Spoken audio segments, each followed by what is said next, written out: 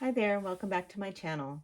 Today I'm working with a 3-card love spread, looking at the past, present, and what's moving forward towards the future for your love situation. Before we get into this reading, I wanted to tell you a little bit about the deck that I'm using. This one is called the Vision Tarot, and it reinterprets 15th century tarot designs using photography. But as you can see, the designs are still traditional. What I appreciate about this particular deck is that it holds history and immediacy at the same time. The symbolism is familiar, but the images feel lived in, human, embodied, imperfect. As always, take what resonates here and leave the rest behind. You'll notice that I haven't shuffled on camera, and that is because I struggle with shuffling on camera. If you think I should go back to shuffling on camera, let me know in the comments below. Let's take a look at these cards. Card number 1, we're looking at the reversed King of Wands. On this, they use the word staves and also batons, which relates back to the original version of this card.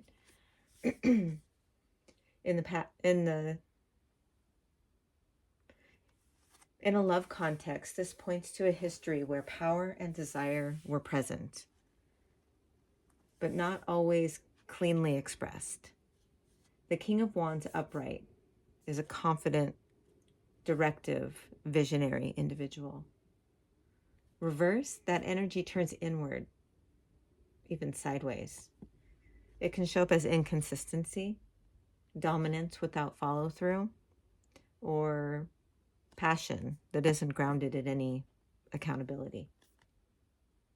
As a past influence, this suggests that love may have involved managing someone else's intensity or shrinking your own to keep the connection stable. There's a sense here of charisma without containment, attraction without reliability. And even if this isn't about one specific person, it points to a dynamic that taught you something early on about who gets to lead, who adapts, and how desire is handled when it becomes inconvenient. Card number 2, we have the 7 of Wands. This would be in the present position. And this feels like a direct response to the past dynamic. The 7 of Wands is about standing your ground, defending your position, holding space when pressure is coming from the outside or from expectation. In love, this suggests that right now, boundaries matter more than harmony. There's a sense of being tested here. Not necessarily attacked, but challenged. Asked to justify your needs, preferences, or limits when you're no longer willing to negotiate it away. What's important is that this card doesn't feel defensive. It feels deliberate. This is someone who knows what they're standing for, even if it creates friction. And in love, that's often the moment where dynamics either mature or fall apart.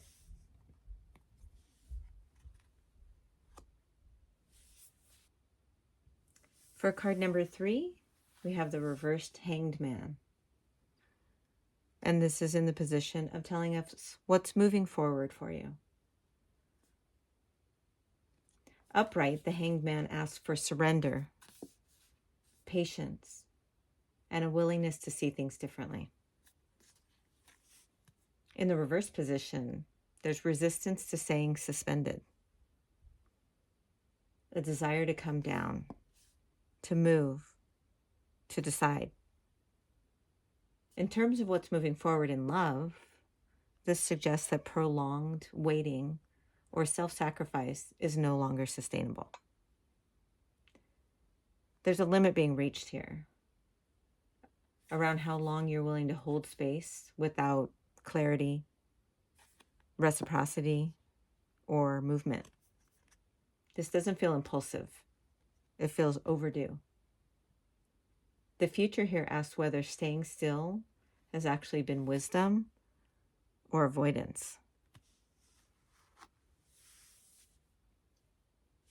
Taken together, these cards tell a very specific love story. The past shows a relationship to desire shaped by imbalance, charisma without consistency, passion without grounding. The present introduces boundaries that are actively being defended. And the future questions whether continued waiting is actually an act of love or just a habit. What's striking is that this spread isn't anti-love. It's anti-self-erasure. It suggests that love is being redefined here, not as intensity or endurance, but as mutual engagement. If this dynamic continues unchanged, the most likely outcome isn't collapse, it's decision. Something gives, a line gets crossed or clarified, or a situation that's been ambiguous becomes impossible to maintain. The card suggests that forward movement comes not from pushing harder, but from refusing to stay suspended in something that no longer feels reciprocal.